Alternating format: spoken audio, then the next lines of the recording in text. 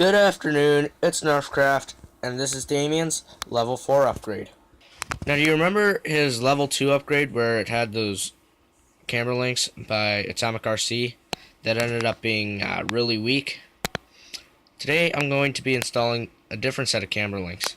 You can see I put the plastic ones back on, which you can see in Dameon's level 3 upgrade.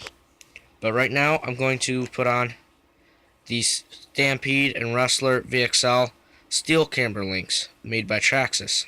This is part number 3643. It also includes a set of instructions just in case you need them.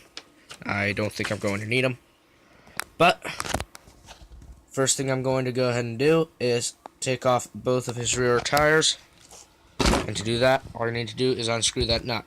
Do the same thing for both tires. Once you have pulled off the rear tires, all you need to do next is remove the rear shock tower by undoing those two screws right there between the shock tower and the transmission, and those two on the other side that hold the shock tower to the chassis.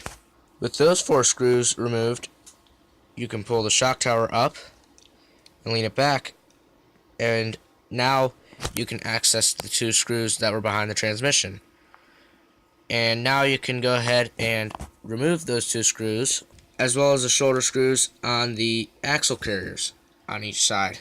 With the plastic camber links removed, we can now install the Stampede VXL camber links.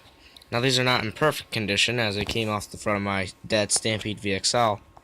So you can see that some of them are bent slightly, the rod ends are torn up. This one's even got a little bit of rust on it right there. But compared to the plastic ones, they are still an upgrade, so let's go ahead and get these installed. Now, to install the new camber links, you can't use the shoulder screws because of these ball joints on the end of the rods.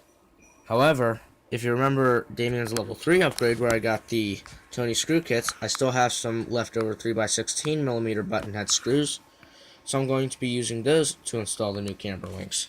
These ones should actually be the right size and fit, unlike the ones that I had for the Atomic RC camber links. So I have the screws that I'm going to be using, and to install these, it's just like the plastic camber links. It's the opposite of how they came off, except of course we're using these screws through steel hollow balls. Now take note, because one side of the hollow ball has a larger surface area than the other side. You want the screw head to sit against that larger surface area, so it should look like that. And you can see that's the smaller side right there. Now we can just reinstall them onto the shock tower and the other side onto the axle carriers.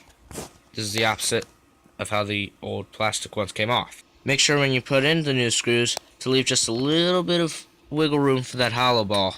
You do not want to crank these down super tight because you want the hollow ball to be able to move around the screw as loosely as possible.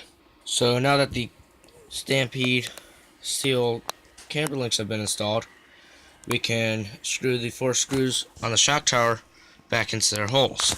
Now that the shock tower is screwed back into place, I can go ahead and put on the wheels by slipping them over the hex adapters and screwing in the nut. So now that the tires are put back on, there's just one more thing I have to do, and that's to adjust the camber links. I just eyeball it. Doesn't have to be perfect for me, just has to look pretty flat.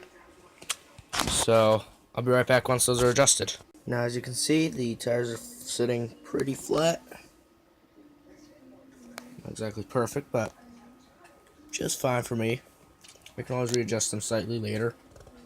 But that's it, guys. And that was Dameon's level 4 upgrade.